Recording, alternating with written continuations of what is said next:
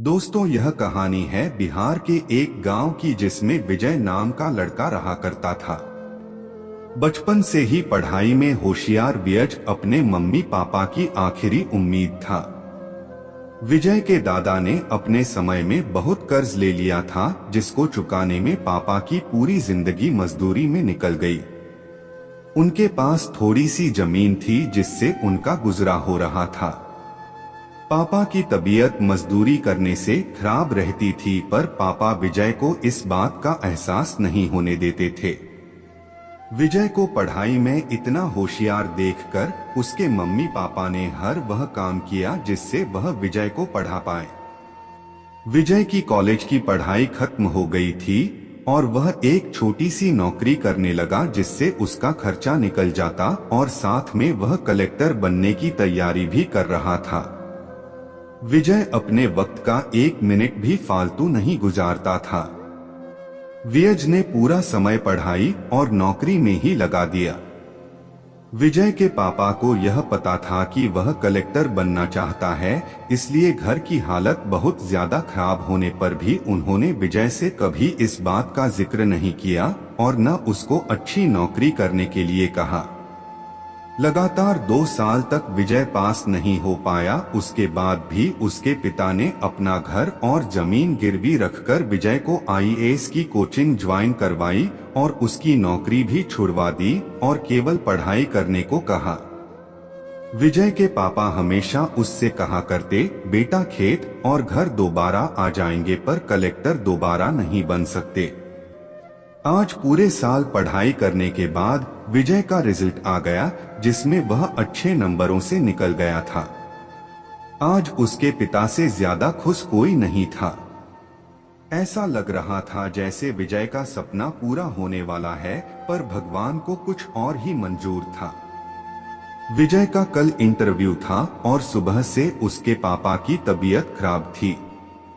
विजय के पापा उसकी मां से बार बार कह रहे थे कि विजय को मत बताना, और उस दिन देर रात उनकी मौत हो गई।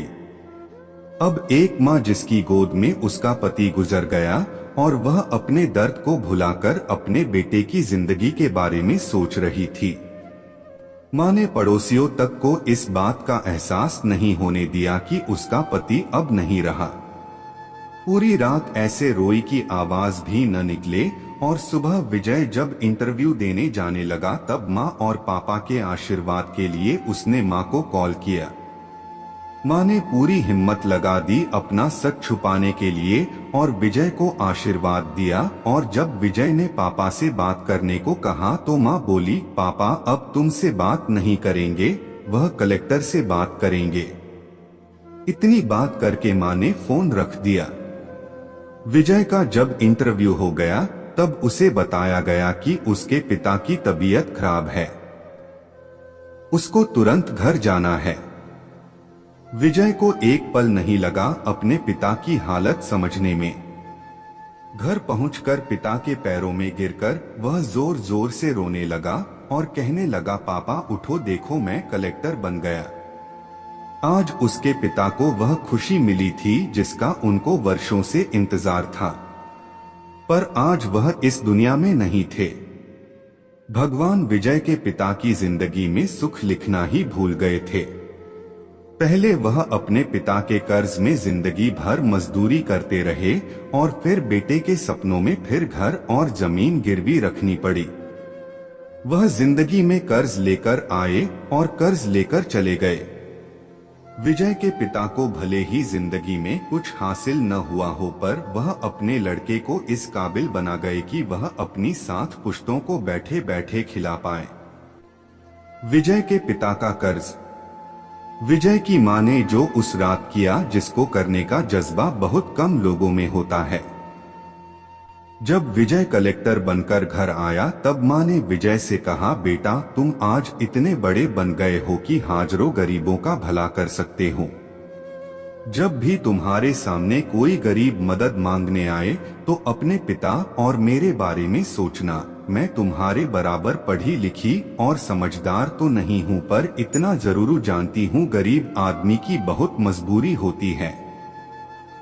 तुम कभी किसी का बुरा मत करना।